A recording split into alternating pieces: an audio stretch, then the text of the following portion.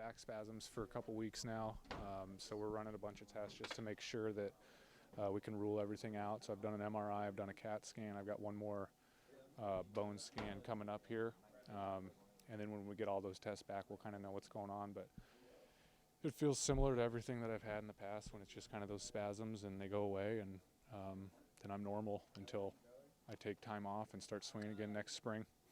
But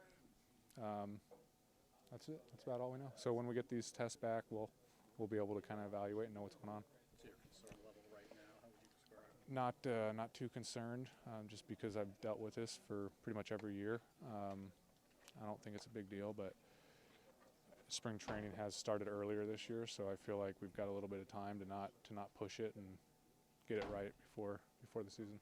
Did this start happening at home or when you came down? It actually happened the day before I flew out to FanFest, and I was getting ready to work out, and it just started spasming up, and then the flight out to Baltimore probably didn't help too much, and then the flight back from Baltimore probably didn't help too much, and that's why I think I'm still dealing with it a little bit now.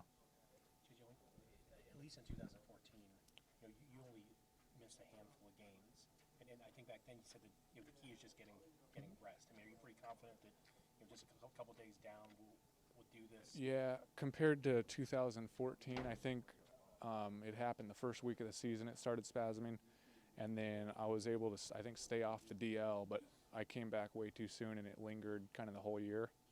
So it's nice that it's happened now, and we can kind of get ahead of it before the season actually starts. So that's a good thing. JJ, not that you want experience with this, but because you have dealt with it, does it give you even more confidence that that you don't fear that it's going to be something different? In other words, right?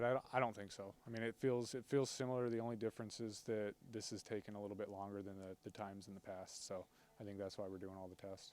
Did you say these are to kind of rule out if it's anything structural? I think so. Okay. Yeah. And you haven't done anything since that day when it spasmed up? Really? No baseball activities since that day. JJ Bucket said earlier in the week that he hadn't intended to play you a whole lot early on because of the length of spring training anyway. Was that connected to this, or would that have probably been the case with I think Manny playing shortstop maybe for WBC?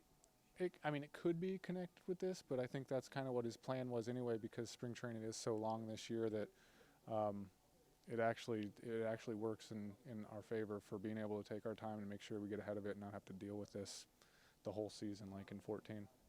also related to experience, being the veteran that you are, how important is spring training still? Once you get healthy, how important will it be to get all the work in?